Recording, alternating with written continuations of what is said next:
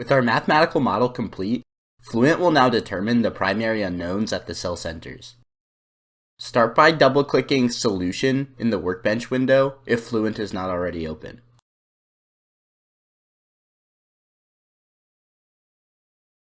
Fluent will solve for the velocity components and pressures at the cell centers, but other quantities can be specified to be calculated from these values. We are interested in the drag and lift coefficients, so we can add that to be reported. Start by double-clicking Report Definitions in the tree. In the new window, select New, navigate to Force Report, and click Drag. We can name this report CD. The force vector will be in the same direction as the incoming flow, so we can make sure x equals 0.9945 and y equals 0.1045.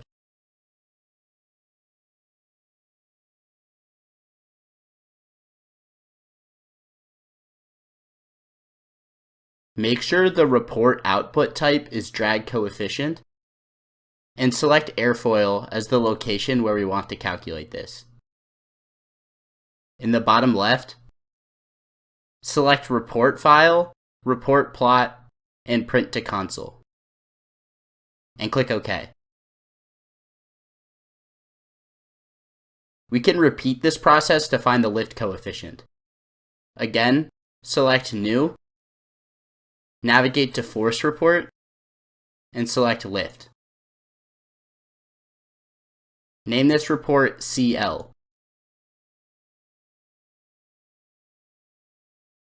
This time, the force vector will be perpendicular to the incoming flow. This can be achieved by making x equals negative 0.1045 and y equals 0.9945.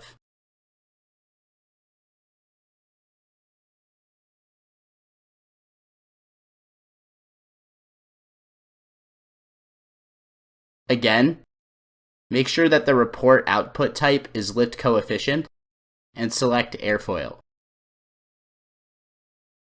Check the Report File, Report Plot, and Print to Console buttons and click OK. We can then close this window. The lift and drag forces are calculated from the pressure values in the solution. To calculate the coefficients, however, we need to specify reference values. This includes density, area, and free stream velocity values. To change these, double-click Reference Values in the tree. To easily get the desired values, change Compute From to Inlet. We can see that this has changed the necessary values to 1, which is what we want. Note that these values do not change the mathematical model or cell center values, only how the lift and drag coefficients are calculated. We are now ready to solve the mathematical model. Since the algebraic equations generated by the solver are nonlinear, they must be solved iteratively to get the cell center values of the primary unknowns. To reduce the linearization error, we will lower the criteria for convergence by expanding monitors in the tree and double-clicking on residual. We can then reduce the absolute criteria for both momentum equations and continuity to 10 to the negative 6.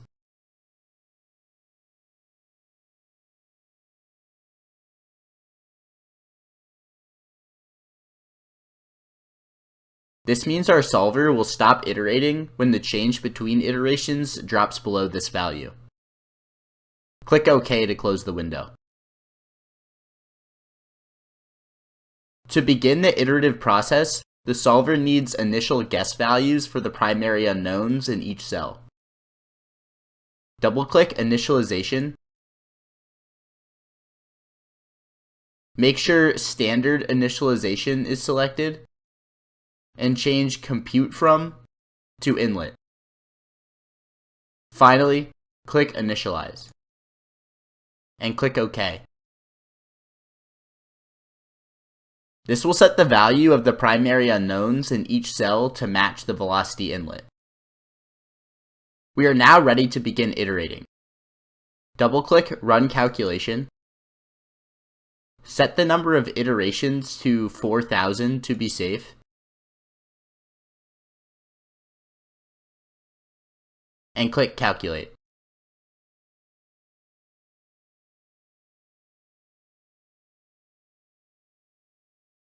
Once the calculation is complete, we should see that the results converged.